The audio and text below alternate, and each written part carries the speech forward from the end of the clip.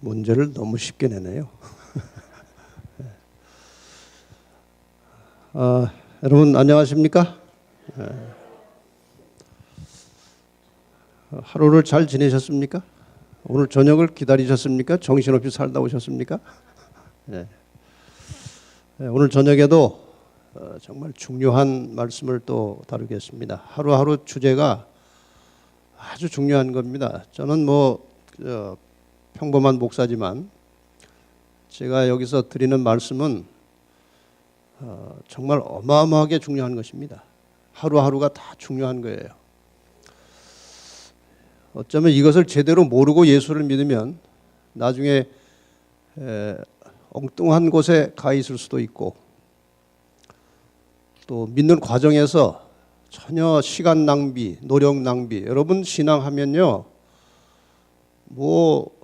투자를 많이 해야 돼요. 시간도 써야 되고 노력도 해야 되고 헌금도 해야 되고. 그래서 제가 가만히 보니까 시간 쓰고 돈 쓰고 애 쓰고 힘 쓰고 신경까지 써요. 또 교회 와서 누구하고 좀 관계 안 좋으면요 신경이 쓰입니다. 또 이렇게 많은 투자를 하면서 예수를 믿는데 남는 게 있어야죠. 남는 게.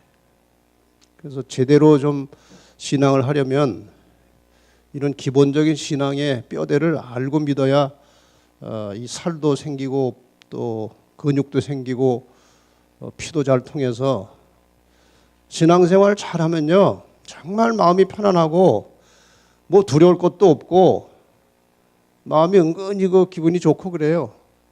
근데 그런 기분이 없으면 뭔가 아직 신앙이 잘못된 거예요. 그래서 그런 값진 경험이 이번 기간 중에 있게 되도록 여러분이나 저나 기도 많이 하시고 이 시간에 함께 참여해 주시기를 바랍니다.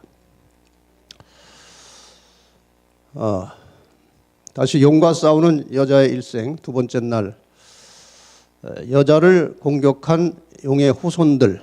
어제 창세기 3장 15절의 기본 틀은 말씀드렸기 때문에 어제 또 불가피한 사정으로 못 오신 분들이 계시죠?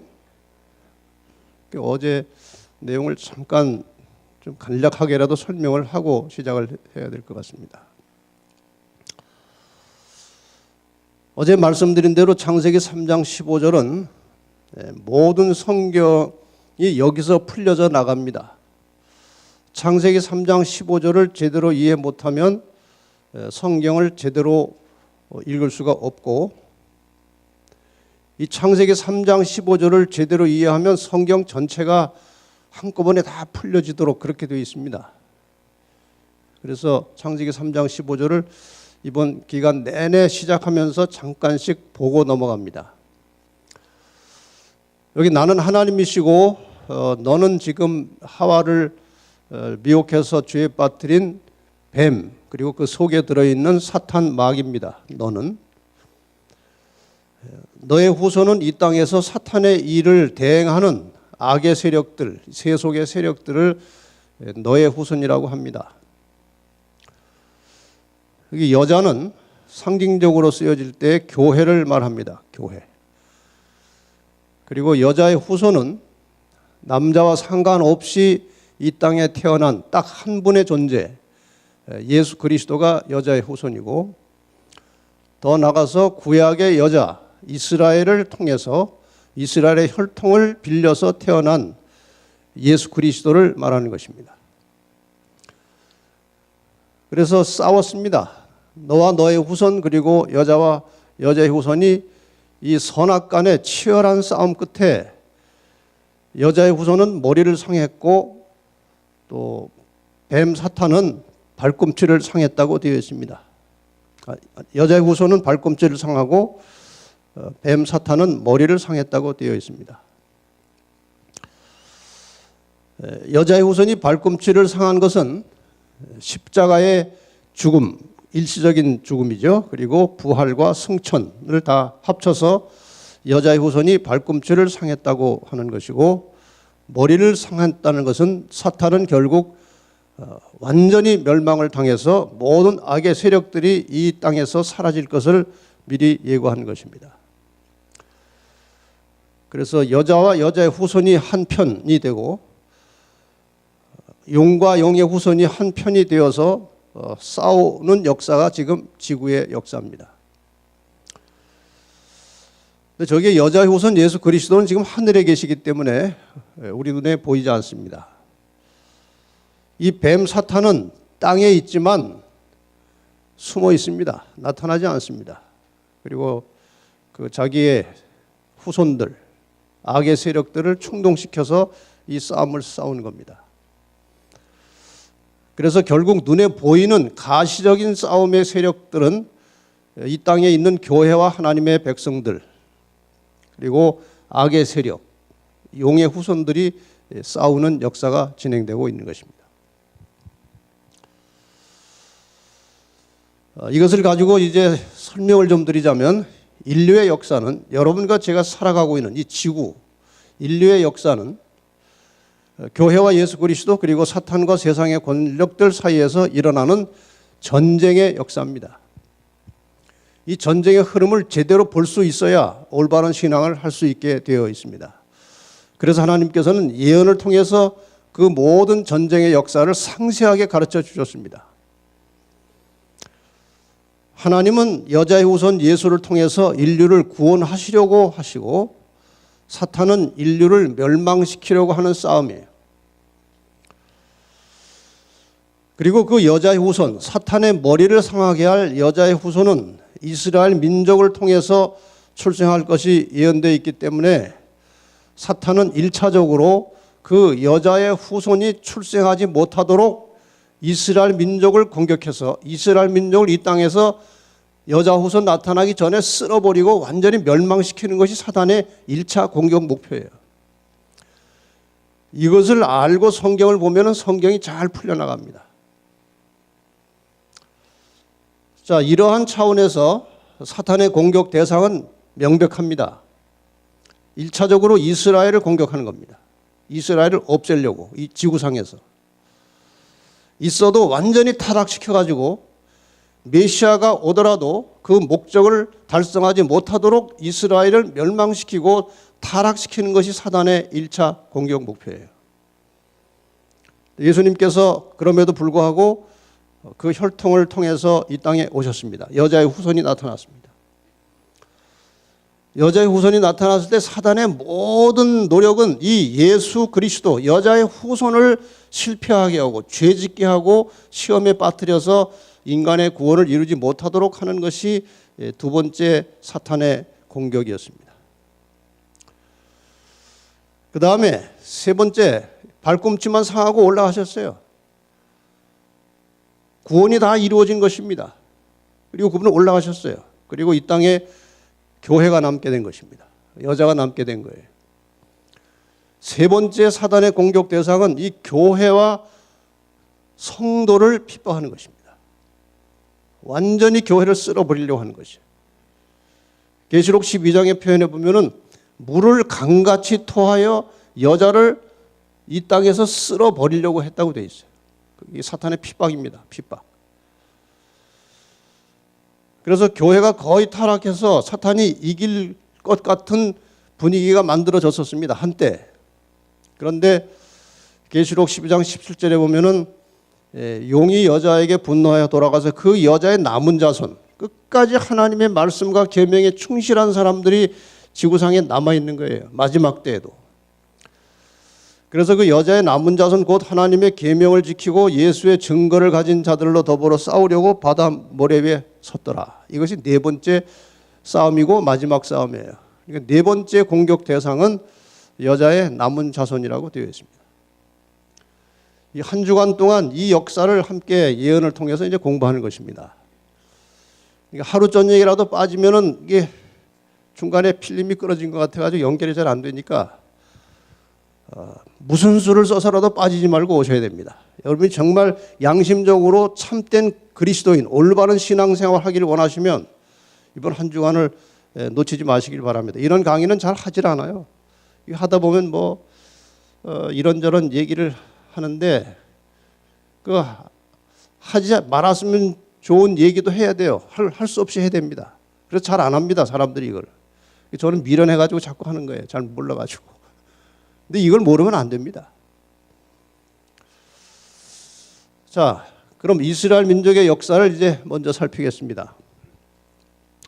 아시는 대로 이스라엘의 민족의 역사는 아브라함으로 시작됐습니다. 이삭을 낳고, 이삭이 야곱을 낳고, 야곱이 12아들을 낳고, 11번째 아들 요셉이 애굽으로 팔려갔고, 그런 역사 속에서 여차저차 해서 야곱의 모든 가족들이 70명이 애굽에 이사해 들어갔습니다. 그래서 이제 70명으로 시작된 이 이스라엘 민족이 점점 많아져서 아주 중다한 민족을 이루게 되었습니다. 이제 처음에 갈 때는 그 아들이 그 나라의 총리이기 때문에 아주 특혜를 많이 받았고 잘 먹고 잘 살았습니다. 아주 편안하게 안락하게. 근데 여러 대가 지나면서 이 요셉을 알지 못하는 바로 왕들이 일어나서 이스라엘 민족의 그 정말 번영하는 것을 두려워한 나머지 핍박을 하고 노예 생활을 시작합니다. 이스라엘 자손의 역사를 엄하게 하여 고역으로 그들의 생활을 괴롭게 하니 아주 힘들게 만드는 것입니다. 아무리 힘들게 해도 자식은 낳는 거예요. 그래서 바로가 생각도 못해서 이스라엘 집에 남자 아이를 낳으면 다 죽이라고 그랬어요. 산파들에게 다 죽이라고 했어요. 저게 괜한 이야기가 아니죠. 남자 아이를 낳는 대로 죽으면 나중에 여자만 남아요. 여자끼리 살다 보면 어떻게 됩니까? 멸종이 되는 것입니다. 저 바로가 이스라엘 집에 남자를 죽이라고 하는 것은 바로의 아이디어가 아니고 사탄의 전략입니다. 가만히 두면은 그 혈통 속에서 자기 머리를 상하게 할 여자의 후손이 태어나는 것입니다. 그래서 태어나지 못하도록 이제 애굽 땅에서 이스라엘 민족을 다 말살시키려고 하는 사탄의 정책이었습니다. 그러나 사탄이 아무리 애를 쓰고 별일을 다 해도 하나님의 뜻은 반드시 이루어지게 되어 있습니다. 하나님께서 승리하시기 때문에 그렇습니다. 그러니까 첫 번째 구체적으로 나타난 하나의 국가적 세력으로 등장한 첫 번째 용의 후손은 애굽이에요. 애굽이 이렇게 한 것입니다. 자, 이렇게 남자아이를 낳으면 다 죽이라고 하는 그런 명령, 그런 분위기 가운데서 모세라는 사람이 나타났습니다. 인간의 위기는 언제나 하나님의 기회입니다. 여러분께서 인생을 사시다가 정말 이거는 내 인생에, 내 가정의 위기라고 생각되시면 반드시 하늘을 쳐다보시고 하나님의 뜻이 무엇인지 살펴보시기를 바랍니다. 인간의 위기는 하나님께서 일할 수 있는 최선의 기회이기 때문에 그런 것입니다.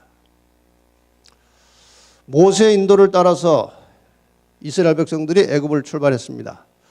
광야에서 40년을 지났습니다. 여러분이 이 스토리는 잘 아시기 때문에 그냥 간단하게 지나가겠습니다. 광야 40년 생활 후에 가나안에 들어갔고, 가나안에 들어간 첫 번째 300년 내지 350년은 사사시대였습니다. 여러분이 성경 여호수아 다음에 사사기 나올 때 그 사사기는 이 시대의 이야기죠. 이 사사라고 하는 말은 영어로 저지스라고 되어 있고 그것은 재판한다, 심판한다 뭐 그런 뜻이에요. 재판관. 사사라는 사람들은 이제 하나님의 명을 받들어 나와서 백성들의 시비를 가려주고 이제 전쟁을 하면서 이제 백성들을 대표해서 활동하던 그런 지도자였습니다. 첫 번째 사사는 온니엘이고 그다음에 이제 드보라라고 하는 여자 사사도 있었고 삼손도 여러분이 잘 아시는 삼손도 그 당시 사사 중에 하나였고 사무엘은 마지막 사사 겸 선지자였습니다. 15명의 사사가 등장을 했습니다. 사무엘 당시에 백성들이 왕을 달라고 했습니다. 원래 하나님이 그 이스라엘의 왕이시기 때문에 왕 주는 것은 하나님의 뜻이 아닙니다. 그런데 백성들이 하도 달라고 하니까 하나님께서 소원을 들어주셨습니다. 이 성경에 보면 참 하나님이 참 신비하신 분이에요. 하나님의 뜻이 아무리 있어도 사람들이 자꾸 졸라대면 한번 주십니다. 여러분, 하나님의 마음을 그렇게 하도록 만들지 마시기 바랍니다. 말씀을 늘 연구하고 공부하면서 하나님의 뜻을 잘 깨달아서 기도도 하나님의 뜻대로 하시기 바랍니다. 그 마지막에 예수의 이름으로 기도합니다라고 하는 그 의미를 깊이 여러분이 따져서 연구해 보시면 그 의미는 하나님의 뜻을 따라서 하나님의 뜻대로 구합니다. 그런 의미가 포함되는 거예요. 결국 사울이 첫 번째 왕이 되었고 다윗, 솔로몬 이렇게 해서 120년의 통일 왕국 시대가 지나고 솔로몬 시대의 나라가 이제 남쪽으로 북쪽으로 쪼개집니다. 솔로몬의 아들이 한 남쪽을 차지하고 솔로몬의 신하 느밧이라는 신하의 아들이 북쪽에 또 나라를 하나 세워서 나라가 남북으로 나누어졌습니다. 그래서 북방 이스라엘 첫 왕은 그 느밧의 아들 여로보암이고 남쪽의 첫 왕은 솔로몬의 아들 르호보암이에요. 여로보암, 르호보암. 공교롭게도 끝자가 똑같아요. 보암자 돌림인 것 같아요. 자, 북방 이스라엘에 10지파가 올라갔습니다. 남방에는 유다 지파와 함께 베냐민 지파가 조금 섞여 있었어요. 그러니까 대체로 남방은 그 왕족이 이어졌기 때문에 유다 지파만 거의 들어가 있었어요. 베냐민이 조금 섞여 있었고요. 북방이 훨씬 수가 많았겠죠. 북방 이스라엘은 722년 BC에 아시리아한테 완전히 망했습니다. 거의 전멸당했습니다. 그래서 이후로는 다른 지파는 거의 성경에 등장하지 않아요. 왜냐하면 거의 다 죽었기 때문에. 유다 지파가 남아 있습니다. 오늘날 이스라엘은 이 유다 지파의 후손들이에요. 그래서 우리가 이스라엘 사람들을 유대인이라고 하는 것이 바로 여기에서 나오는 거예요. 유대인이. 거의 유다 지파이기 때문에 그래요. 종종 베냐민 지파가 섞여 있어요. 그래서 사도 바울은 자기가 베냐민 지파라는 데서 아주 자부심을 가졌던 사람이죠. 북방 이스라엘은 그 수도가 사마리아였고 남방 유다는 예루살렘이었습니다. 근데 나중에 사마리아 사람들은 어떤 사람인가 하면은 북방 이스라엘이 거의 전멸되었지만 그러나 이제 얼마나 남아 있었겠죠, 조금은. 그 북방 이스라엘이 다 망하고 남아 있던 사람들이 이방 사람들하고 결혼해서 낳은 사람들이 사마리아 사람들이에요. 그러니까 이 이스라엘 사람들, 이 예루살렘 유다 사람들이 볼 때는 아주 나쁜 사람들이에요. 왕을 배신해서 나갔죠. 망했는데 또 이방인들하고 결혼해가지고 또 자식을 낳아가지고 그게 사마리아 사람이에요. 그러니까 유대인들이 사마리아 사람들을 싫어하는 거 인간적으로 우리가 이해가 되는 겁니다. 그런 배경이에요. 근데 이 아시리아가 남방 유다까지 왜 못 쳤느냐 하는 거예요. 남방 유다까지 얼마든지 쳐서 멸절시킬 수 있었어요. 근데 그것은 하나님의 섭리 속에 들어있기 때문에 마음대로 못하는 것입니다. 홀이 유다를 떠나지 아니하며, 이 말은 이 홀은 예수 그리스도를 상징하는 것입니다. 그러니까 하나님의 홀이, 하나님의 왕권이 유다 속에 있다는 거예요. 그러니까 유다 지파를 통해서 예수님께서 나타나실 것이 예언되어 있었습니다. 그래서 다른 지파는 다 망해도 여자의 후손이 출생할 유다 지파는 하나님께서 지키고 계시는 거예요. 유다는 남았습니다. 그러나 유다 나라도 뭐 계속 하나님 거역하고 우상 숭배하고 그렇게 타락을 했죠. 그러나 버릴 수는 없는 자식이에요. 바벨론 605년 BC에 유다 나라를 포로로 잡아갔습니다. 이제 징계를 받는 것입니다. 하나님의 택한 백성이지만 징계를 받는 거예요. 하도 나쁜 일을 하니까요.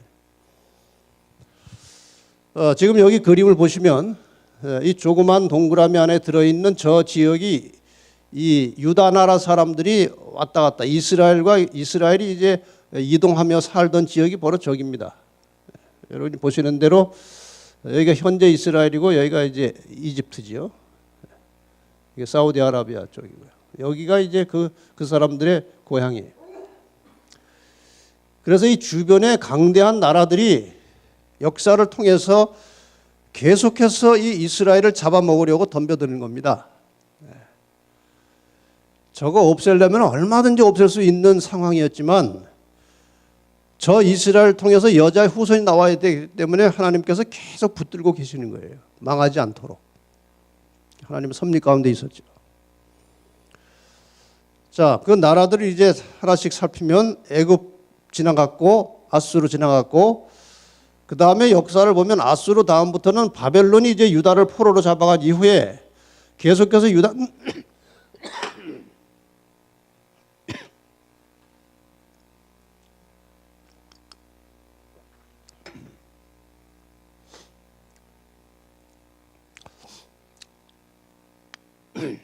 유다는 이제 바벨론의 포로로 잡혀간 이후에 그 다음에 이어지는 나라들 페르시아, 헬라, 로마의 박해를 계속 받게 되었습니다.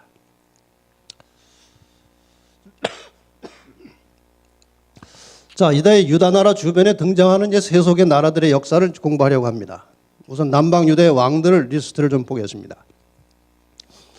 남방 유대의 왕은 아까 잠깐 보셨듯이 솔로몬의 아들 르호보암으로 시작됐습니다. 이렇게 해서 왕이 이어지다가 18번째 왕이 누굽니까? 여호야김. 한번 따라하세요. 여호야김.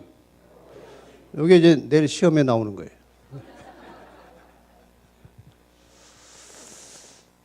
이 왕 때에 바벨론이 쳐들어온 거예요. 유다 왕 여호야김이 몇 번째 왕이라고 그랬어요? 18번째 왕. 여호야김 때에 바벨론이 쳐들어와서 포로로 잡아갔습니다. 예루살렘도 성도, 성전도 망가뜨리고 성전의 기구들을 많이 가져갔어요. 이 바벨론 왕이 정책을 하나 세웠습니다. 그 유다의 왕족들, 귀족들 가운데 특출한 청년들을 선발해가지고 왕궁에서 바벨론 교육을 시켜서 바벨론화 시킨 다음에 그들이 유다 나라를 다시 다스리도록 하면 이제 그것이 자연히 바벨론의 속국이 될 것이기 때문에 이제 그런 정책을 썼습니다. 이 정책에 의해서 잡혀온 청년들 가운데 다니엘이 있었고 그 다음에 그 친구 하나냐와 미사엘과 아사랴가 있었다. 그렇게 되어 있어요. 잡혀온 지 2년이 됐습니다. 2년이 됐는데 왕이 이제 자다가 꿈을 꿨습니다. 근데 아주 정말 두렵기도 하고 심각한 꿈을 꿨는데 아침에 일어나니까 생각이 안 나는 겁니다. 그래서 날이 밝으면서 모든 왕궁의 박사들, 술객들, 점쟁이들 다 불러 모아가지고 이제 그 얘기를 하고 그 꿈하고 세석을 가져오라고 그런 거예요. 정말 당치도 않는 요구를 하는 것입니다. 꿈을 알아맞추라는 게 꿈을 꾸는 거. 자기도 잊어버린 꿈을. 그래서 뭐 사정을 했지만 왜 왕이 이제 화가 나가지고 이런 것도 못 알아맞추는 이런 것들 다 죽여버리라고 그랬어요. 근데 그 현장에는 없었는데 아마도 다니엘 그 세 친구는 잡혀온 지 2년밖에 안 돼가지고 박사 교육을 받고 있었지만 아마 거기 없었던 것 같아요. 노련한 사람만 불러 모았나 봐요. 근데 다 죽이라고 하니까 누구까지 죽게 생겼다고 하면 다니엘도 죽게 생긴 거예요. 다니엘이 이제 갑자기 그 얘기를 듣고 사정 얘기를 들어본 다음에 그 시위 대장에게 그 느부갓네살 왕 좀 만나게 해달라고 그랬어요. 이것이 주전 603년입니다. 이런 일이 벌어진 것이. 다니엘이 왕한테 들어갔습니다. 기한하여 주시면 왕에게 그 해석을 보여드리겠습니다. 이게 무슨 말이에요? 시간 좀 주시면 그 해석 꿈 내용 가져오겠다 그 말이에요. 누구 백 믿고 함부로 이렇게 약속을 합니까? 누구 백 믿고 이러는 거예요? 다니엘은요, 하루에 아무리 바빠도 하루에 3번씩 정식으로 예루살렘을 향해서 기도했어요. 하나님께 기도했어요. 신이 충만했어요. 그래서 하나님과 교통하고 소통하는 신이 충만한 사람이었기 때문에 하나님의 뜻을 다니엘이 알 수 있었어요. 그래서 이것은 하나님이 풀 문제다 하고 왕에게 그렇게 얘기를 한 거예요. 여러분, 하나님 앞에 확신 있는 기도를 드리시려면 매일매일 간절하게 하나님과 교통하시고 또 기도하시고 친하게 지내시다가 기도해야 기도가 자연스러워요. 기도 안 하고 그냥 마음대로 살다가 일 터지니까 아이고 하나님하고 기도하면요, 자기도 염치가 없어가지고 기도가 잘 안 나와요. 다니엘은 늘 이렇게 영적으로 살았어요. 친구들 모아놓고 할 수 있는 일은 기도입니다.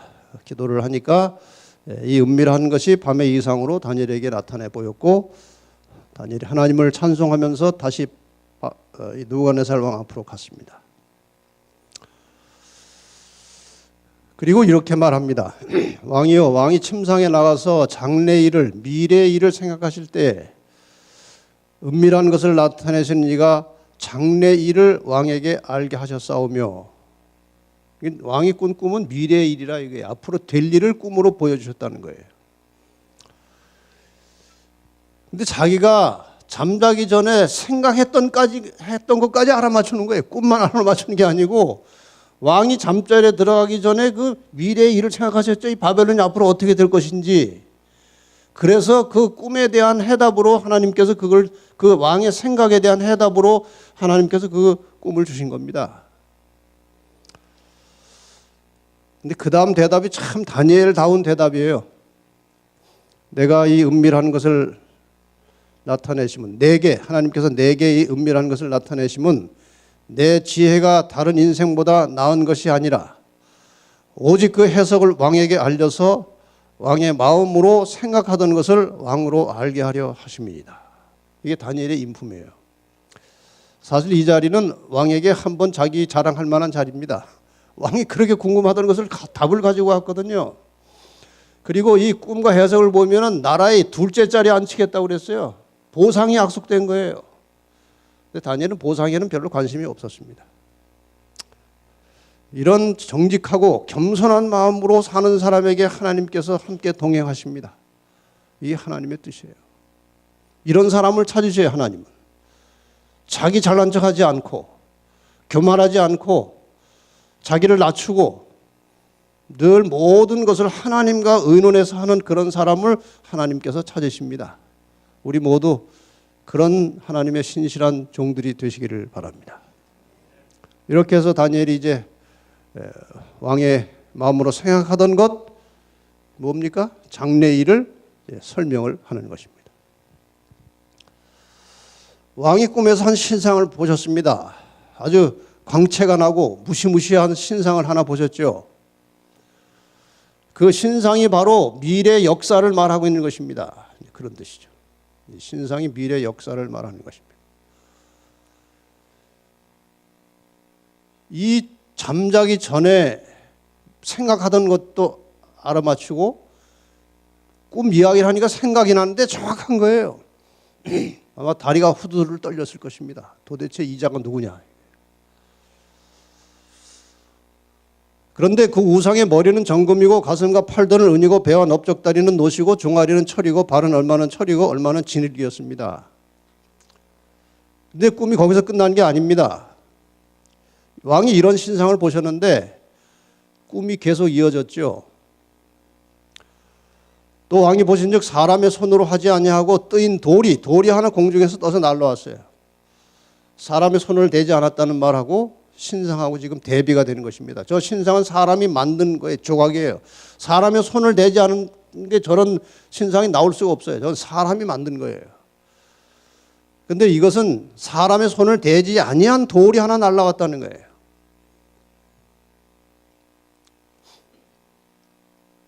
뜨인 돌이 신상의 철과 진흙의 발을 쳐서 부서뜨리매 때에 철과 진흙과 놋과 은과 금이 다 부서져 여름 타작마당에 겨같이 되어 바람이 불려 간 것이 없었고 우상을 친 돌은 태산을 이루어 온 세계에 가득하였으나이다. 자, 이거를 이제 어떤 꿈일지 상상해가면서 이 꿈을 실제로 이제 동영상을 만들어 놓은 게 있죠. 여러분이 뭐 가끔 보셨을 것입니다만 이 사운드가 연결되어 있겠죠. 예. 보십시다.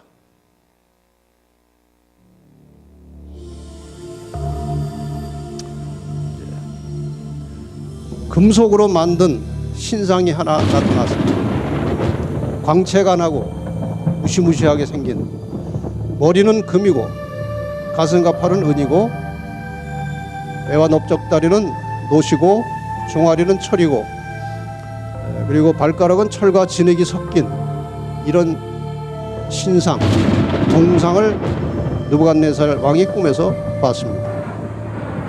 돌이 하나 날라왔습니다. 이게 발을 쳤습니다.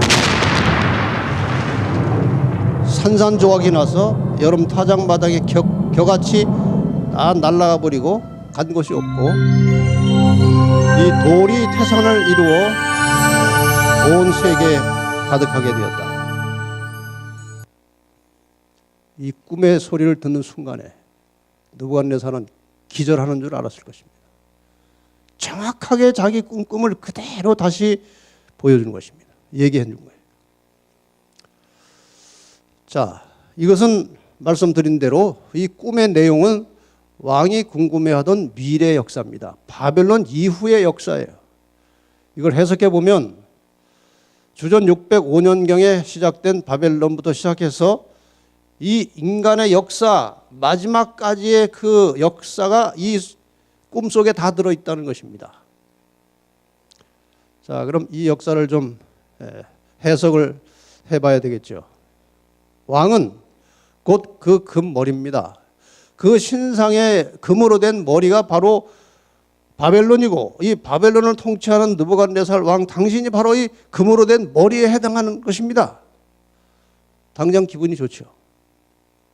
야, 그건 너희 하나님 사람 보실 줄 아는구나. 그렇지. 그 다음에 뭐냐? 왕의 후에 왕만 못한 다른 나라, 금보다 못한 은나라가 일어날 것입니다. 그리고 왕나라는 망하겠다는 거예요. 은나라한테. 셋째로 은나라는 또 놋 같은 나라가 일어나서 쳐서 멸할 것이다. 여러분 저 금속을 보시면요, 내려갈수록 가치는 떨어지지만 강도는 높아져요. 금보다 은이 싸지만 강합니다. 은보다 놋이 싸지만 강합니다. 이렇게 해서 점점 강한 나라가 올라와서 먼저 있던 나라를 정복하는 그 역사를 그리고 있는 것입니다. 이 긴 역사를 우리가 지나간 것을 자세하게 공부할 필요는 없어요. 그 전에 제가 처음에 이 예언을 가르치기 시작할 때는 이게 어떻게 일어났고 어떻게 망했고 역사 얘기를 참 시간을 많이 들여 했는데 그럴 필요가 없겠더라고요. 다 지나간 역사고 세계사책에 다 나오는 거니까 제가 역사책에서 확인만 시켜드리고 넘어가겠습니다. 이건 제가 직접 확인한 책이니까 여러분이 믿으셔도 좋습니다. 꽤 오래전에 나왔던 이제 한국의 세계사 책입니다. 신바벨로니아 수도 바벨론은 서남아시아의 상업과 문화활동의 중심지가 되었으나 북방의 신흥 세력인 페르시아에게 정복되었다. 바벨론은 페르시아한테 정복됐다고 그랬어요. 그리스를 정복한 알렉산더 대왕은 당시 오리엔트 세계를 지배하고 있던 페르시아 군과의 전투에서 연전연승을 거두고 알베라에서 다리우스 3세를 격파하여 페르시아를 멸망하였다. 그리스한테 페르시아가 망했습니다. 로마는 전후 3회에 걸친 전쟁에서 카르타고를 무찌른 한편 그리스를 정복하여 마침내 기원전 2세기에는 정확하게 말하면 기원전 168년입니다. 지중해 전역을 지배하게 되었다. 정확합니다. 바벨론 다음에 페르시아 다음에 그리스 다음에 로마가 올라온 겁니다. 역사적으로.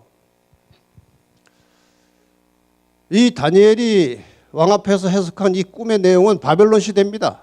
근데 그 이후에 역사를 보면은 똑같이 일어난 거예요. 자, 저 금으로 된 머리는 방금 세계사 책에 보니까 바벨론이에요. 은으로 된 가슴과 팔은 바벨론을 정복한 페르시아고, 노르스로 된 배와 넓적다리는 페르시아를 정복한 그리스고, 철로 된 종아리는 그리스를 정복한 로마입니다. 이렇게 역사가 흘러갔습니다. 그 지역에. 이스라엘을 중심으로 한 그 주변의 나라의 역사예요. 왜 여기 다른 나라는 안 나옵니까? 이거는 지금 구속의 역사를 중심으로 예언이 쓰여진 것입니다. 그래서 여자의 후손이 태어날 이스라엘을 멸망시키려고 등장한 그 주변의 나라들의 역사가 이 예언에 나오는 거예요. 자, 그러면은 이스라엘을 공격한 이방 나라들 우리가 잠깐 복습할 필요가 있습니다. 어떻게 이스라엘을 공격했는지. 애굽은 남자아이 다 죽임으로 이스라엘을 완전히 말살시키려고 했고, 아수르는 북방 이스라엘 10지파를 완전히 다 죽여버렸어요.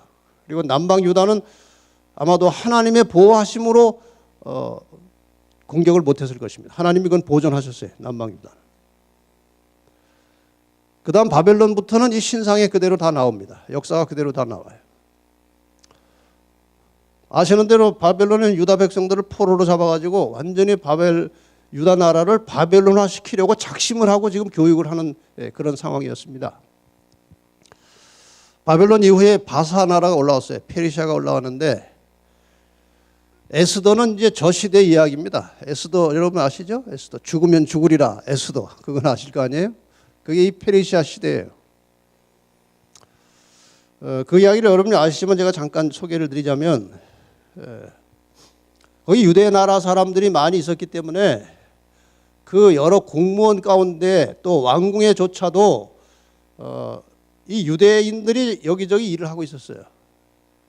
근데 모르드게라고 하는 사람이 왕궁의 문지기로 일을 하고 있었어요.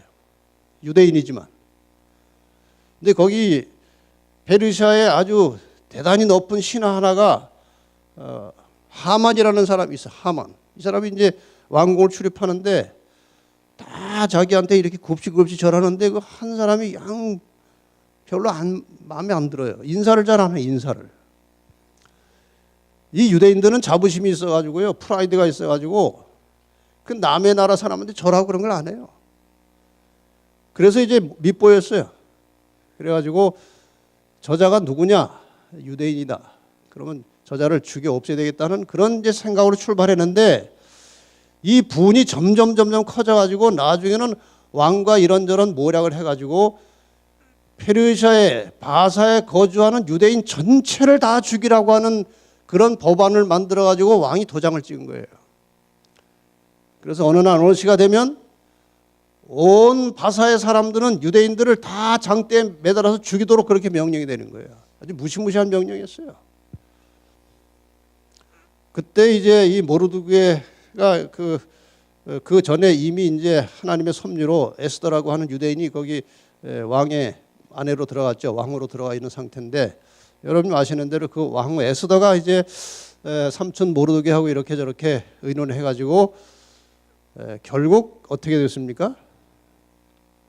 그 유대인을 잡아 죽이는 명령 다 취소할 뿐만 아니라 유대인을 죽이는데 그 모략을 세웠던 하만이 모르드게를 죽이려고 세워놓던 장대에 매달려 죽은 거예요. 이런 역사가 있었어요. 거기서 이스라엘 민족이 다 아주 멸절당할 뻔했습니다. 여기에서. 왜? 여자의 후손이 나오면 안 되니까. 이게 다 사탄의 전략 속에 들어있는 거예요. 그냥 재미있는 이야기가 아니고 사탄의 전략 속에 다 그게 들어있는 거예요. 그 다음에 그리스가 올라왔습니다. 여러분이 헬라 제국은 아시는 대로 알렉산더가 세웠지만 나중에 네 나라로 나눠졌어요. 그래서 이제 북쪽에 그 시리아 쪽에 셀주쿠스가 점령하고 밑에 애굽 쪽에 프톨레미라는 장군이 점령을 했는데, 이 둘이 사이가 안 좋아가지고요. 그 중심에 누가 있었는가 하면은 유다 나라가 있었어요. 위에는 셀주쿠스 시리아, 밑에는 프톨레미 애굽이 있었어요. 이 둘이 계속 싸우는데 그 싸울 때마다 누가 부딪히는가 하면 중간에서 유대 나라가 고생을 하는 거예요.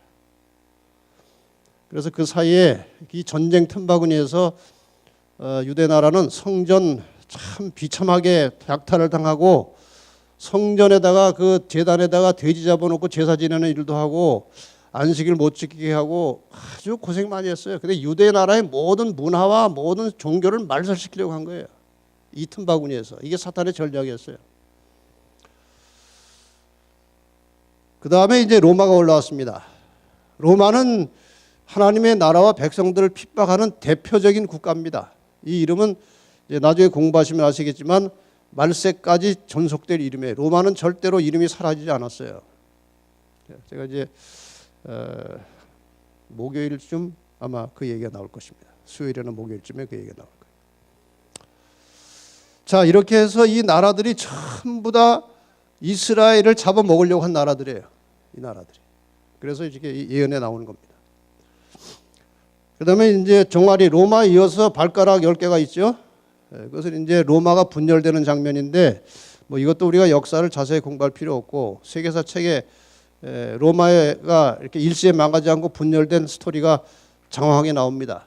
핵심은 이겁니다. 게르만 민족의 침입이 계속되어서 이 게르만 민족의 침입 때문에 로마가 흔들기 시작했고 로마가 서서히 쪼개지기 시작했어요. 그러다가 서기 476년에 게르만 용봉 대장 오토 아크리에서 소로마 제국이 완전히 망해가지고 이렇게 다 쪼개져서 나눠졌습니다. 이것이 현대 유럽의 모체가 된 것이죠. 이렇게 해서 유럽이 생겨났어요. 그 다음에 이제 이 쪼개진 나라에 대한 언급이에요. 왕께서 철과 진흙이 섞인 것을 보셨은즉 그들이 다른 인종과 서로 섞일 것이나 피차에 합하지 아니함이 철과 진흙이 합하지 않음과 같으리다. 강한 나라, 철처럼 강한 나라, 흙처럼 약한 나라 섞여 살지만 하나로 합쳐지지 않는다. 그러니까 저 철과 흙으로 된 발은 로마에서 분열된 열국, 그걸 딱 10나라로 뭐 해석할 필요는 없습니다. 물론 실제로 숫자가 한 10개 정도 나눠졌지만 여기 열국이라는 것은 10개 나라라는 말보다는 분열된 나라의 시대예요. 분열된 나라 시대. 로마 이후에 하나로 합쳐지지 않는. 그러니까 현 시대는 철과 진흙이 섞여 있는 신상의 발가락 시대입니다. 연장된 시대죠, 지금까지. 철같이 강한 나라들, 중국, 소련, 중국, 러시아, 미국같이 강한 나라들이 있지만 또 흙같이 약한 나라들도 같이 공존하지만 하나로 합쳐지지 않는 이 마지막 시대를 가리키고 있어요. 어떤 사람은 이것을 비유해서 오늘 우리는 발톱 시대에 살고 있다, 이렇게 거의 끄트머리에 왔다는 거죠, 역사가. 이 느부갓네살 꿈에 의하면은 인간 나라의 마지막 장면은 돌나라의 출현으로 망하는 것입니다. 지금 발가락 끝까지 왔어요, 거의. 근데 이 다음 단계는 사람의 손을 대지 아니한 돌이 날라와서 발가락을 친 것입니다. 그러니까 지금 이 시대 이후에는 세계가 하나로 통일되지 않을 겁니다. 물론 지금 전 세계를 하나의 신세계 질서로 통일시켜서 하나의 체제로 만들기 위해서 지금 세계 지도자들이 계속 여러 해 동안 모의를 하고 있습니다만은 아마도 잠깐 그런 시대가 온 것처럼 보일지 모를 것입니다. 나중에 좀 설명을 드리겠지만요. 그러나 절대로 이 세계는 합쳐진 상태에서 오래 가지 않는다는 거예요. 이건 하나님의 뜻이 아니고요. 이 분열된 시대의 마지막에 결과는 돌나라가 출현해서 망한다는 것입니다. 사람의 손을 대지 아니한 돌이 날라와서, 아까 읽은 성경적이기 때문에 제가 그냥 넘어가겠습니다. 어쨌든 이 돌이 이 마지막에 나타나서 온 세계를 지배하는 그런 나라가 되겠다는 것이죠. 이 돌이 무엇이냐? 성경은 성경으로 푸는 게 안전합니다. 고린도전서 10장 4절에 보면 반석은 곧 그리스도라고 그랬어요. 반석. 돌은 그리스도를 상징하는 낱말로 자주 나옵니다. 사람에게는 버림받아 되었으나 하나님께는 택하심을 입은 보배로운 산돌이신 예수. 산돌이신 예수. 이 돌은 예수 그리스도를 상징하는 것입니다. 예수님께서 십자가에 돌아가셨습니다. 어제 보신 것 잠깐 복습합니다. 장사 지낸 바 되셨고 부활하셨고 그 다음에 하늘로 올라가셨습니다. 그냥 올라가신 것이 아니고 어제 이미 다 공부하셨습니다마는 다시 오시겠다는 확증을 하고 올라가셨습니다. 천사들도 그 사실을 여기 컨펌합니다. 컨펌. 너희 가운데서 올리신 예수는 하늘로 가심을 본 그대로 오시겠다 하고 올라가셨어요. 그러니까 저 바벨론 느부갓네살 왕의 꿈은 이 돌나라가 세상 역사를 끝내겠다 그 말이고, 저 돌나라는 곧 예수 그리스도의 재림을 가리키는 것입니다. 이 열왕의 때 같이 한번 읽겠습니다. 시작. 이 열왕의 때 하늘에 하나님이 한 나라를 세우시리니 이것은 영원히 망하지도 아니할 것이요 그 국권이 다른 백성에게로 돌아가지도 아니할 것이요 도리어 이 모든 나라를 쳐서 멸하고 영원히 설 것이라. 하나님의 나라가 임하겠다는 겁니다. 그러므로 이 돌은 예수 그리스도의 재림을 상징하는 것입니다. 사람들이 믿든지 안 믿든지 결국은 이 세상 역사는 하나님께서 세우시는 돌나라, 예수 그리스도의 재림으로 이루어지는 돌나라에서 끝이 날 것이고, 그 이후로는 하나님께서 통치하시는 하나님의 영원한 나라가 될 것이다. 이것이 예언의 결론입니다. 마태복음 24장 30절에 예수님께서 재림에 대해서 이런 말씀을 하셨습니다. 그때 인자의 징조가 하늘에서 보이겠고 그때 땅의 모든 족속들이 통곡하며 그들이 인자가 구름을 타고 능력과 큰 영광으로 오는 것을 보리라 그랬어요. 모든 사람들이 예수님께서 재림하시는 장면을 보게 될 것입니다. 요즘 기독교 일각에서 휴거라는 말과 함께 갑자기 하늘로 사람들이 사라질 때가 있을 것이다. 운전하다 갑자기 하늘로 가버리고 길 가다 갑자기 없어지고 그게 휴거다. 그건 100% 거짓말이에요. 예수님의 재림과 구원은 모든 사람이 볼 수 있는 가시적으로 모든 사람이 하나님께서 오시는 그 소리, 나팔 소리와 하나님이 오시는 소리를 들을 수 있는 가시적, 가청적 상황에서 예수님이 오시는 거예요. 절대로 몰래 와서 빼가는 게 아닙니다.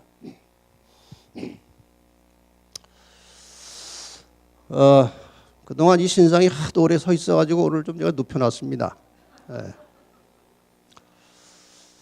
근데 사실 이 신상은요, 저 재료를 써서 만들면 서 있지 못합니다.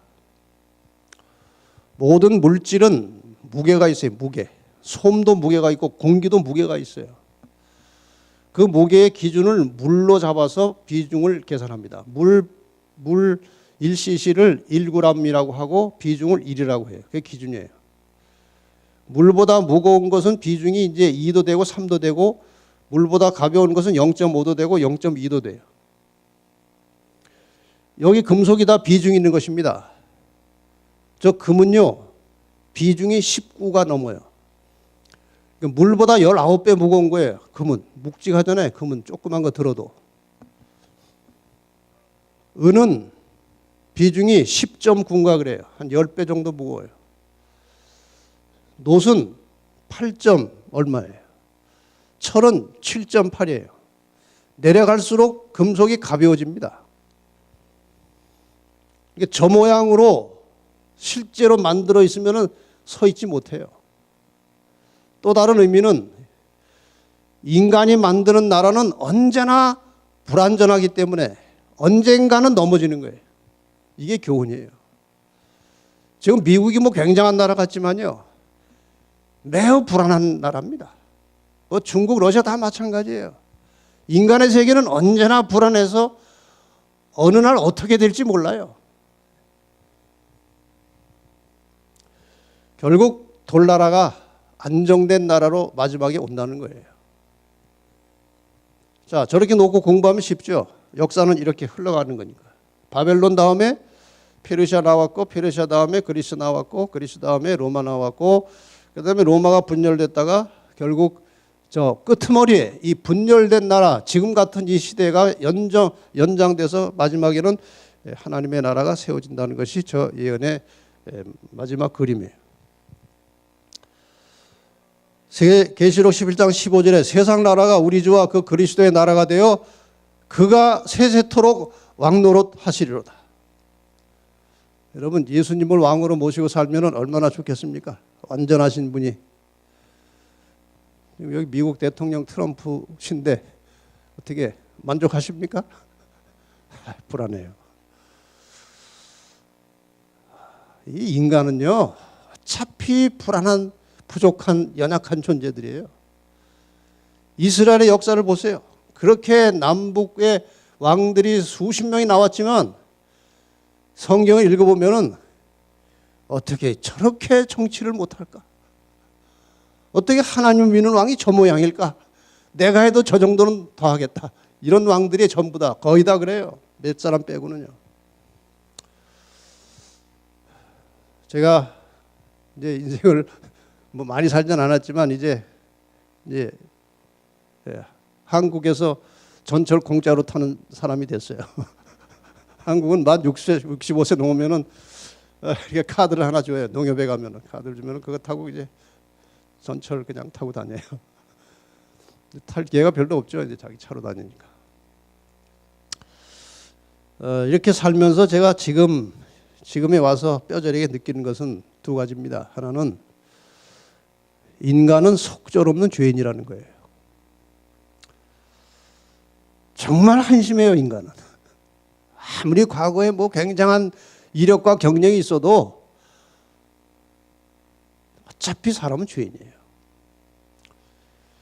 죄인처럼 보이는 죄인이 있고 좀 경건하게 보이는 죄인이 있어요. 하나님 보실 땐 똑같아요. 아주 많이 타락해본 경험이 있는 죄인이 있고 별로 타락해본 경험이 없는 죄인이 있는 거예요. 저는 별로 그렇게 타락해본 경험이 없는 죄인이에요. 속절없는 죄인들이에요. 여러분 스스로 여러분을 생각해 보세요. 얼마나 한심합니까? 답답하고. 그러면서도 잘난 척하고. 하나님 보실 때 참 불쌍해요. 정말 별것 아닌 것들이 잘난 척하고 사는 거예요. 자기가 모은 것처럼. 두 번째, 이러한 죄인이 그리스도를 믿지 않고 예수님을 의지하지 않고 예수님과 분리되는 순간에 nothing이에요. 아무것도 아니에요. 아무리 과거의 경력이 뭘 하고 믿음도 좋고 설교를 하고 했어도 그리스도와 분리되는 순간에 아무것도 아닙니다. 그것은. 결국 인간은 예수 그리스도와 결합이 되고 연합이 돼서 예수님과 함께 동행하고 살 때만 가치 있는 존재예요. 이것이 분리되면은 nothing입니다. 아무것도 아니에요. 여러분의 모든 순간순간의 삶을 통해서 여러분이나 저나 그리스도를 의지하고 살아가는 참된 그리스도인들이 되시기를 바랍니다. 이제 다시 도표를 그리면 이스라엘, 구약 여자 이스라엘을 신약의 여자 교회를 이제 공격합니다. 애굽, 아수르, 바벨론, 페르시아, 펠라, 로마 제국. 여러분 로마 제국을 잘 보시면 구약의 여자 이스라엘도 핍박했고 여자의 후손 예수 그리스도를 십자가에 못 박았고 신약의 여자 교회도 핍박한 하나님을 대적하고 하나님의 백성들을 박해하는 대표적인 이름이 로마예요. 로마. 그 다음에 이제 오늘 예언만 가지고 하면은 이후에 분열된 열국 시대가 열립니다. 열국의 시대가 열려요. 이들이 이제 여자를 공격한 용의 후손의 역사입니다. 그 다음에 여자의 후손, 창세기 3장 15절에 나오는 주인공이 여기 다 나와있죠. 여자의 후손 2000여 년 전에 오셨고 마지막에 다시 또 오실 것입니다. 재림하실 것입니다. 재림 이후의 역사 성경에 다 나옵니다. 지금 금요일 저녁까지 거의 예수님의 재림 때까지 역사를 상세하게 풀어갑니다. 그리고 재림 이후에 있을 천년과 이 새하늘과 새 땅이 어떻게 창조되는지 그 과정에 대해서는 토요일 날 낮 시간에 이제 할 것입니다. 그러니까 혹시 토요일 날 낮에 다른 약속을 하고 여기 오실 때 저녁까지만 오고 토요일 날 낮에는 나는 못 오겠다고 결심하신 분들은 지금 마음을 고치시는 게 좋아요. 그것을 회개한다고 그럽니다.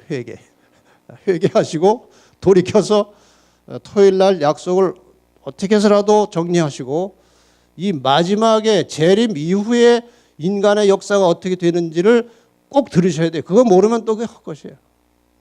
그러니까 기왕 오신 거 토요일 날 낮 시간까지 참석하셔서 성경의 모든 흐름을 정확하게 이해하는 그런 일이 있었으면 좋겠습니다. 이 세상이나 이제 역사가 이렇게 지나가고 이렇게 끝날 것이니까 이 세상이나 세상에 있는 것들을 사랑치 말라. 이 세상도 그 정욕도 지나간다고 그랬어요. 이거 다 아무것도 아니에요. 다 지나가는 것들이에요. 그러나 오직 하나님의 뜻을 행하는 이는 영원히 거하느니라. 자, 이제 예수님 재림하시는 장면을 그냥 동영상으로 어설프게 이제 누가 만들어 놓은 건데 그래도 뭐 그럴듯해서 제가 좀 사용을 하고 있습니다. 예수님께서 분명히 오십니다. 아주 작은 구름으로 시작해가지고 점점 그것이 빛이 나고 광채가 나면서 예수님의 재림의 장면을 사람들이 보게 될 것입니다.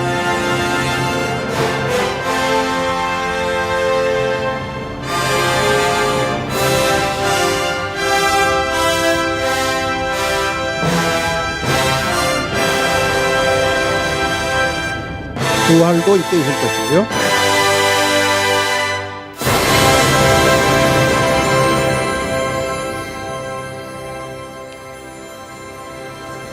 자, 예수님께서 실제 재림하시는 장면이 꼭 뭐 이렇다고 할 수는 없겠습니다만은 어쨌든 성경에 나오는 여러 가지 사실들을 종합해 가지고 우리가 이제 상상해 보면은 이렇게 하늘에서 천만 천사와 함께 예수님께서 우리를 구원받은 성도들을 데리러 이 땅에 오실 것입니다.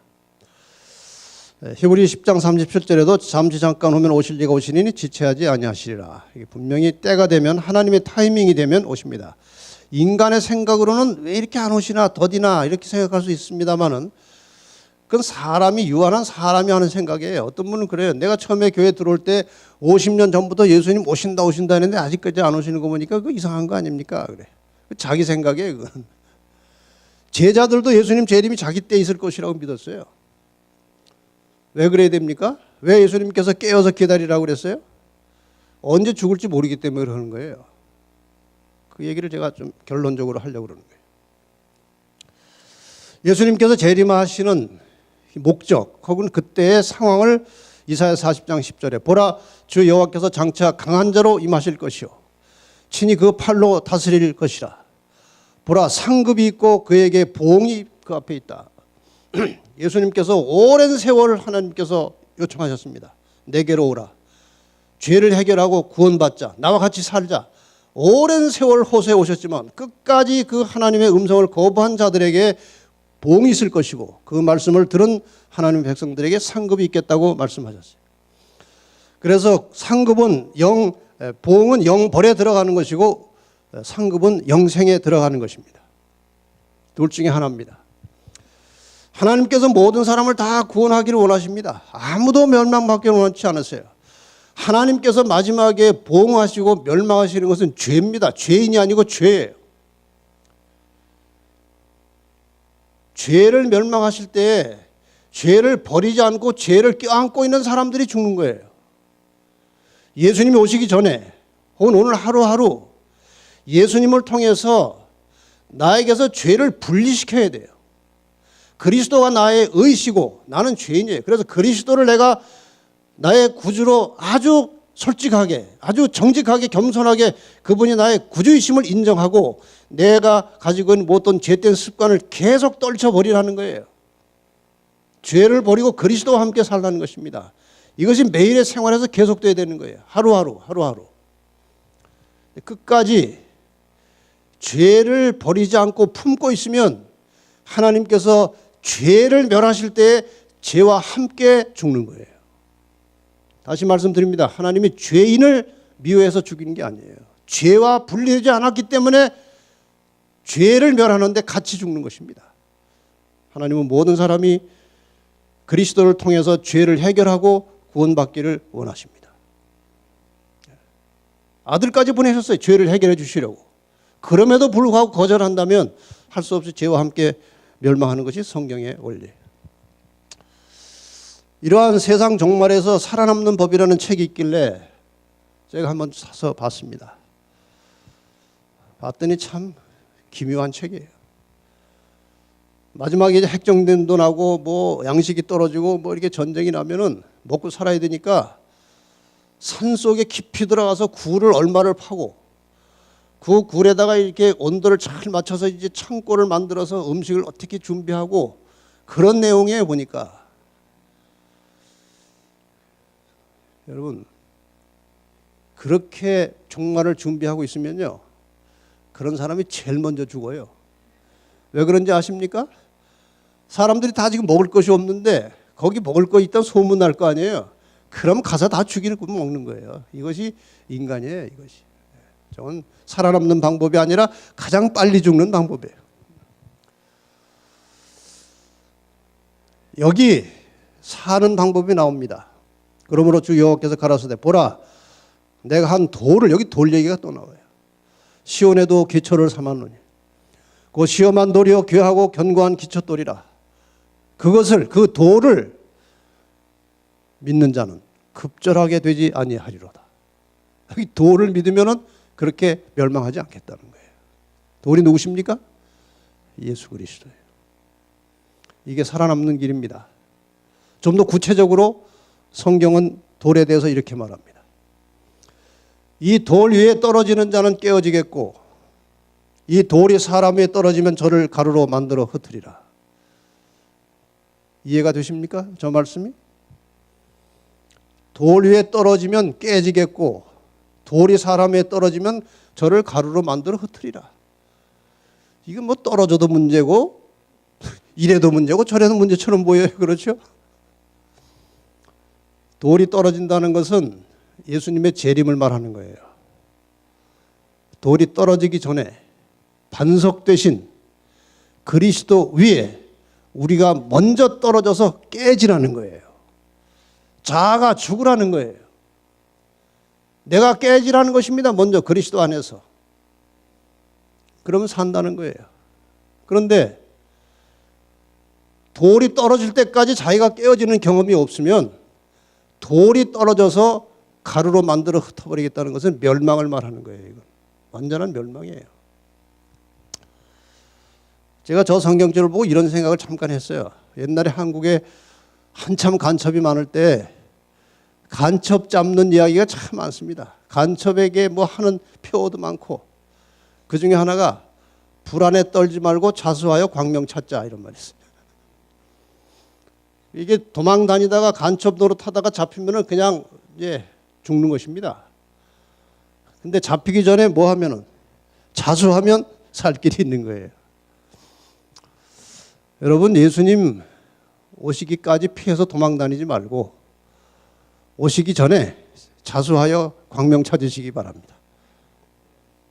돌 떨어지기 전에 자수해서 광명을 찾으시면 그게 살 길이에요.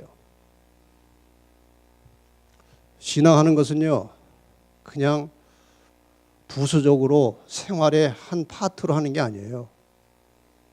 올바른 신앙은 인생 전체를 예수께 거는 것입니다. 이것이 영원히 사느냐 죽느냐가 달려있는 문제인데 그 나머지 사소한 문제로 목을 걸고 사는 사람들이 얼마나 많습니까? 여러분 예수를 믿는 것은요 우리의 영원한 운명을 결정하는 거예요. 정말 살고 싶으면요 거기다가 목을 걸어야 돼요. 다른 것으로는 아무리 바둥거리고 살아봐야 병들고 사고 나고 그러면 끝이에요. 늙고 그러면. 그러나 지혜롭게 내 인생의 모든 생명을 하나님께 맡기고 거기에 걸고 하나님 믿고 신앙하는데 내 인생을 바쳐서 사는 사람이 진짜 지혜로운 사람이에요. 그런 사람이 진짜 똑똑한 사람이에요. 돌 떨어지기 전에 돌 위에 떨어지는 지혜로운 그리스도인들이 되시기를 바랍니다. 예수님께서 우리에게 재림에 대해서 제자들이 물을 때마다 항상 깨어 있으라고 그랬어요. 항상 깨어서 대비하고 있으라고 말씀하셨어요. 어느 날에 너희 주가 임할는지 너희가 알지 못함이니라. 예수님께서 예수님 말씀하신 때는 나도 모르고 천사들도 모르고 아버지만 아신다고 말씀하셨어요. 인성으로서 아마 그렇게 말씀하셨을 거예요. 인성을 쓰신 분으로서. 그러나 최소한도 다니엘서에 나온 예언서를 예수님이 아시기 때문에 제자들 때에는 안 오실 것을 예수님이 아시는 것입니다. 그렇지 않겠어요? 근데도 그 말씀 안 하시니까 너희 때는 안 온다. 그럴 수 있었어요. 그러나 제자들한테 그 말씀 안 하셨어요. 항상 깨어서 기다리고 있으라고 그랬어요. 이 기독교 신앙은요, 엄격하게 말하면 종말신앙입니다. 종말신앙이에요. 왜 종말신앙일까요? 저희 어머님이세요. 꽤 건강하게 사셨습니다. 근데 제가 여러 해 전에 조지아에 전도회 하러 갔어요. 아틀란타에 전도회 가가지고 이제 주말에 금토일에 교회 집회를 하고 일요일부터 이제 저녁에 전도회를 하는 거예요. 근데 일요일 아침에 동생한테서 전화가 왔어요. 어머니가 돌아가셨다. 전혀 돌아가실 상황이 아니었어요. 그래서 제가 전도해 왔죠. 어머님이 꽤 그런 대로 건강하게 사시고 친구와 함께 여수 요양병원에 그냥 휴양하러 가셨어요. 두 분이. 치료받으러 간 게 아니고.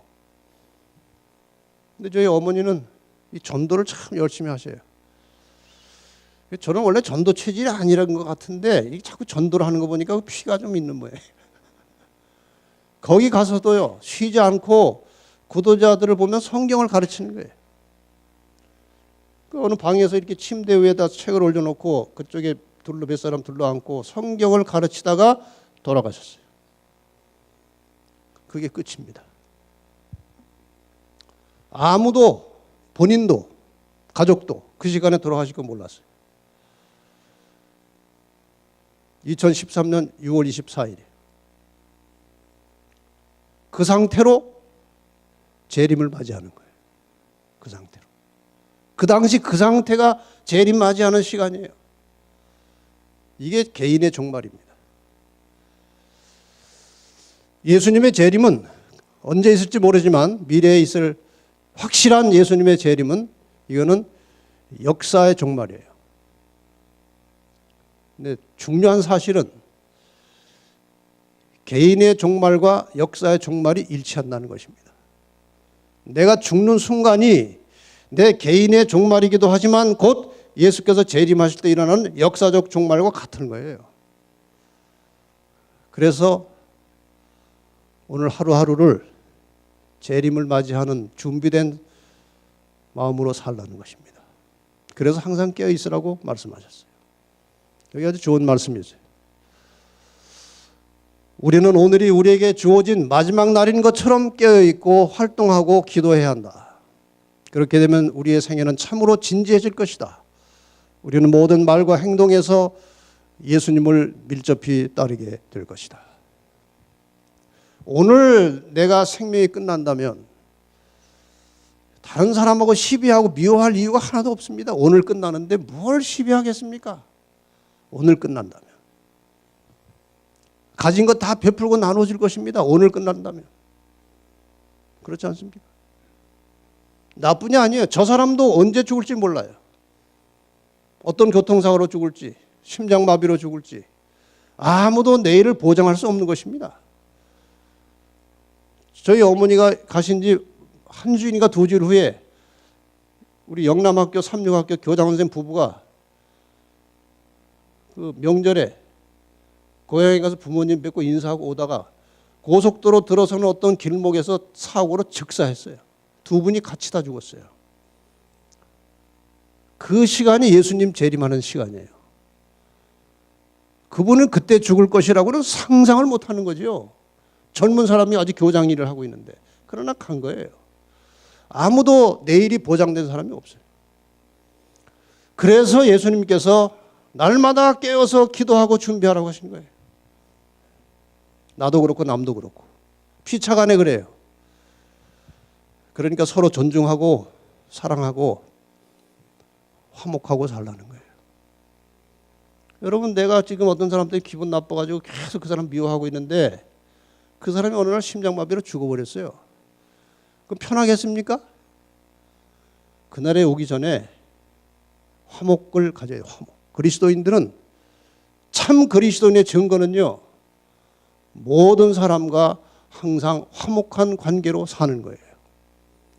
이것이 하나님과 화목되었다는 증거예요. 고린도후서 5장 18절. 하나님께서 예수를 통해서 우리와 화목 관계를 이루셨고 그 사람들에게 화목하게 하는 직책을 주셨다고 그랬어요. 하나님과 화목되었다면, 화목을 통해서 구원을 얻었다면 다른 사람과 화목하게 사는 것이 증거예요. 그래서 우리는 하루하루를 그렇게 살라는 것입니다. 베드로가 이 재림에 관련해서 이렇게 기록했습니다. 그러나 주의 날이 도적같이 오리니 그날에는 하늘이 큰 소리로 떠나가고 체질이 뜨거운 불에 풀어지고 땅과 그 중에 있는 모든 일이 드러나리로다. 이 모든 것이 이렇게 풀어지리니 예수님께서 이렇게 오실 것이니 너희가 어떠한 사람이 되어야 마땅하뇨? 거룩한 행실과 경건함으로 하나님의 날이 임하기를 바라보고 간절히 사모하라. 거룩한 행실과 경건함으로 그날을 바라보고 사모하라는 거예요. 그날에 하늘이 불에 타서 풀어지고 체질이 뜨거운 불에 녹아지려니와 우리는 그의 약속대로 의에 거하는 바 새 하늘과 새 땅을 바라보도다. 이 마지막 때의 재림을 노아의 때에 비유해서 예수님께서 말씀하셨습니다. 누가복음 17장 26절 노아의 때에 된 것 같이 인자의 임함도 인자의 때에도 그러하리라. 노아의 때 사람들이 먹고 마시고 시집가고 장가가고, 그건 정상적인 말이 아니겠죠. 성적인 부도덕과 타락, 식욕의 방종, 방탕, 이런 죄악이 가득할 때에 예수님이 오신 것처럼, 홍수가 온 것처럼 예수님도 세상이 그렇게 되면 오시겠다고 그랬어요. 지금 말할 수 없는 죄악의 구덩이에 빠져 있습니다. 이 죄악의 지금 극치를 큰 소리로 외치고 있는 것이 동성결혼이에요. 이것은 하나님께서 용납할 수 없는 죄입니다. 하나님 모든 죄를 싫어하시지만 동성애를 가장 증오하십니다. 소돔 고모라가 동성애 때문에 즉결 심판을 받은 거예요. 불심판을. 소돔 고모라는 동성애로 물든 도시였습니다. 오늘 세상이 그렇게 변질됐어요. 동성애를 잘못됐다고 말만 해도 잡아가려고 하는 세상이 아니에요. 이건 죄악의 극치입니다. 더 이상 하나님께서 용납할 수 없는 상태까지 온 거예요. 어떤 목사님 설교하다가 예수님 소돔 고모라 사람들한테 사과하세요 그랬다고. 왜요?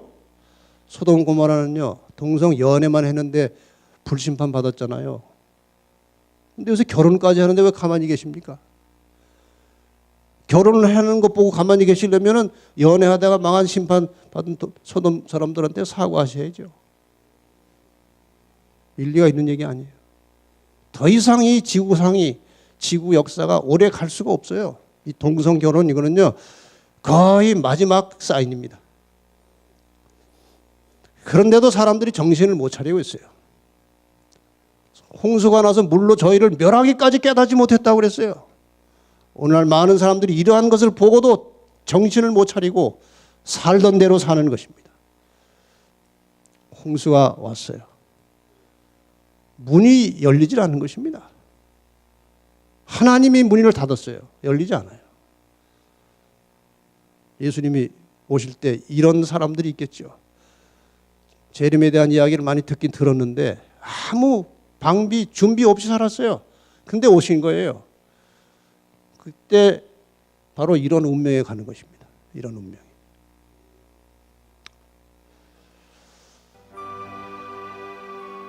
오늘 예수님의 재림에 대한 소식을 들으신 여러분께 간곡한 부탁의 말씀을 올립니다. 혹시 지금까지 예수의 재림을 믿지 않으셨다면 이 시간 확실한 믿음을 가지시고 재림을 믿으시기를 바랍니다. 그분은 약속하신 대로 반드시 오실 것입니다.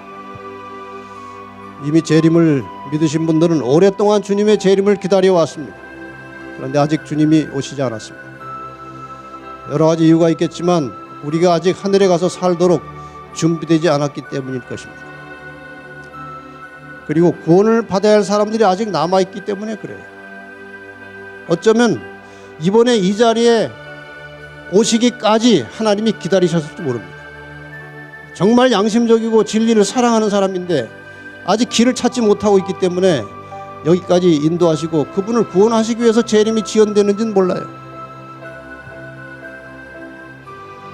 주님은 천국을 위하여 모든 것을 온전히 헌신하는 성도들을 찾으십니다. 나의 영성과 신앙을 병들게 하고 세속화시키는 모든 일을 중단하고 신령한 마음, 경건한 삶을 살면서 주님을 맞이하도록 준비합시다. 이 세상보다 주님이 예비하신 나라를 더 사모하고 기다리십시다. 조만간 안개처럼 사라질 세상에 대한 애착을 버리고 재림의 소망을 품고 괴롭고 힘들고 험한 세상의 삶을 속히 끝내고 우리의 본향으로 가십시다. 지금 이 시간 성령께서 우리 마음에 임하셔서 여러분 모두에게 새 마음을 주시기를 간절히 바랍니다. 이제 내일은 매우 중요한 미래, 현재와 미래와 관련된 가장 중심적인 예언을 다루게 될 것입니다. 다니엘 7장에 4마리 짐승이 나타나고 넷째 짐승에서 10뿔 사이에서 작은 뿔이 하나 올라와서 하나님을 대적하는 일을 하는데 저것을 모르면 기독교를 모르는 겁니다.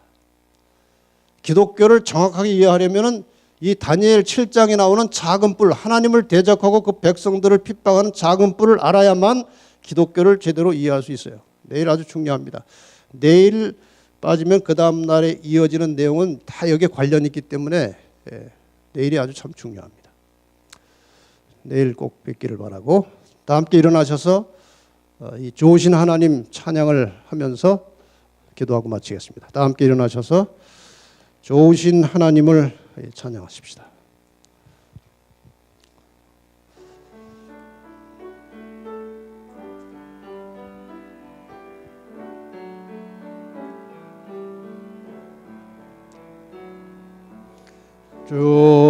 좋으신 하나님, 좋으신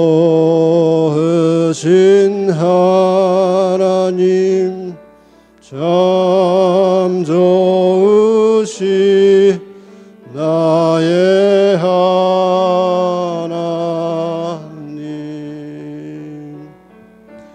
우리를 데리러 또다시 오시는 참 좋으신 예 하나님,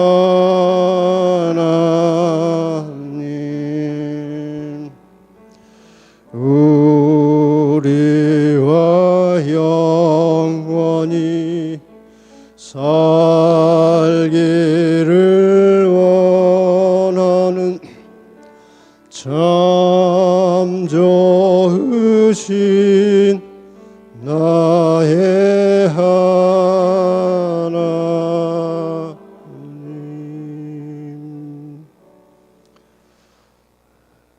좋으신 하나님, 오늘 이 저녁에도 다니엘서에 나타난 예언을 통해서 하나님이 얼마나 우리를 사랑하시고 그래서 우리와 함께 살기를 원하시고 그래서 우리를 데리러 오시는지 재림에 대한 기쁜 소식을, 희망의 소식을 주셔서 감사합니다.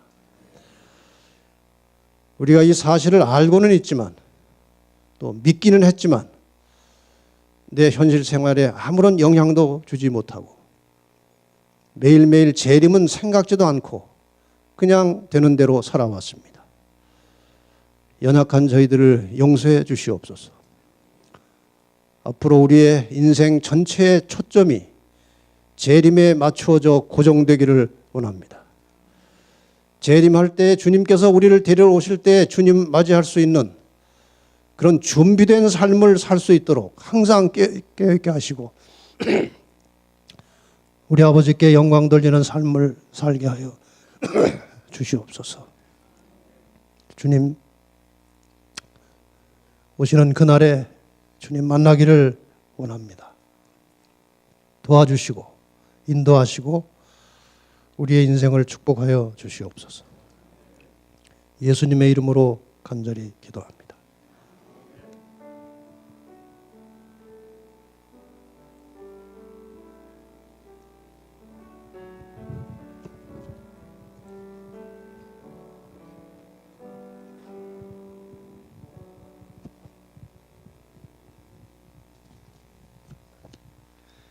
네, 감사합니다.